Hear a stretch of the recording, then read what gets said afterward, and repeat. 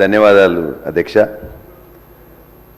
జనగామ నియోజకవర్గం జనగామ జిల్లా గానగపాడు దగ్గర హుస్నాబాద్కు పోయే main road, Jangaon to Husnabad పోయే మెయిన్ రోడ్లో ఒక వాగు మీద వంతెన నిర్మాణం మధ్యలో ఆగిపోయింది అధ్యక్ష.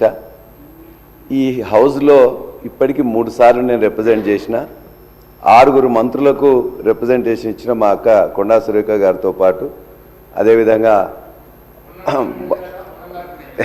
పొన్నం గారికి కూడా ఇచ్చినాను, బట్టి విక్రమార్క గారికి కూడా లాస్ట్ వీక్లో చెప్పి వారిని కూడా వేడుకున్నా. సార్ అది చాలా important road, Jangaon to Husnabad పోయేది, ఒక 90 లక్షల బిల్లు క్లియర్ చేస్తే మిగతా పని చేస్తుండ్రని చెప్పి కోమటిరెడ్డి వెంకటరెడ్డి గారికి, కొండా సురేఖ గారికి, పొంగులేటి శ్రీనివాసరెడ్డి గారికి, బట్టి విక్రమార్క గారికి లెటర్ ఇచ్చి రిక్వెస్ట్ చేసి విన్నవించుకున్నా. అధ్యక్ష, మీరు మమ్మల్ని మాట్లాడే అవకాశం 0 అవర్లు ఇచ్చినప్పుడు ఆ 0 అవర్లో రేజ్ చేసిన ఒక ప్రశ్నకు కానీ లేకపోతే ఒక అంశానికి కానీ నెల రోజుల్లో సమాధానం ఇవ్వాలన్నది ఉందని నాకు తెలుసు. మరి ఇంతవరకు ఈ 2 సంవత్సరంలో 3 సార్లు నేను రిప్రజెంట్ చేస్తే ఒక్కసారి సమాధానం రాలేదు, దానికి సంబంధించిన వారి యొక్క కనికరం అనేది లేదు. దయచేసి ఇప్పుడైనా బట్టి విక్రమార్క గారిని చిన్నది, దానివల్ల 90 లక్షల బిల్లు మీరు క్లియర్ చేస్తే మిగతా పని జరుగుతుంది. R&Bకి సంబంధించిన రోడ్డు గానుగపాడు గ్రామం దగ్గర మొన్న మేమందరం చేయట్లేదని చెప్పేసి మా మీద నిరసన కూడా ఒక 5 యువకులు అక్కడ ధర్నా చేస్తే వాళ్ళని వారం రోజులు ఈ ప్రభుత్వం జైల్లో పెట్టింది. కాబట్టి ఇవన్నీ కార్యక్రమాలు కాకుండా ఒక్క 90 లక్షల బిల్లు దయచేసి గానుగపాడు బ్రిడ్జ్కు మీరు ఇచ్చినట్లయితే ఆ బ్రిడ్జ్ నిర్మాణం కంప్లీట్ అయిపోతుంది. ఇది ఒకటి. రెండోది, చేర్యాల రెవెన్యూ డివిజన్ గురించి కూడా ఇంతకుముందు కోమటిరెడ్డి వెంకటరెడ్డి గారు దీక్ష చేసిండ్రు, ఇప్పుడున్న కిరణ్ కుమార్ రెడ్డి ఎంపీ గారు కూడా వచ్చి వారు కూడా దీక్షకు మద్దతు ఇచ్చిండ్రు. అందరూ కూడా తప్పనిసరిగా చేస్తాం, కాంగ్రెస్ ప్రభుత్వం రాగానే చేస్తాం, గత ప్రభుత్వం చేయలేదన్నారు. ఇది కూడా 3 సార్లు రిప్రజెంట్ చేసినాం అధ్యక్ష.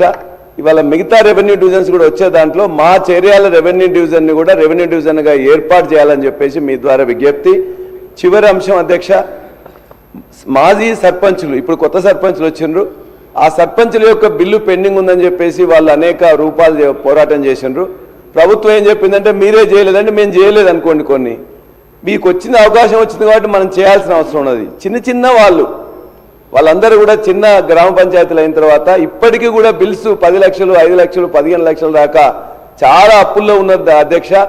దయచేసి బట్టి విక్రమార్క గారికి వారందరి తరఫున నేను విజ్ఞప్తి చేస్తున్నా, కొద్దిగానే ఉన్నాయి, దయచేసి వారి యొక్క బిల్స్ క్లియర్ చేసి ఏది మాజీ సర్పంచులు చేసిన పనులకు సంబంధించి బిల్స్ క్లియర్ చేసి వాళ్ళ యొక్క కుటుంబాలను కాపాడవలసిందిగా మా బట్టి విక్రమార్క గారిని నేను వేడుకుంటున్నా. ధన్యవాదాలు అధ్యక్ష. అధ్యక్ష, సభ్యులు చెప్పిన విషయాలన్నీ కూడా నోట్ చేసుకోవడం జరిగింది అధ్యక్ష. శ్రీ అనిల్ జాదవ్ మినిస్టర్ గారు.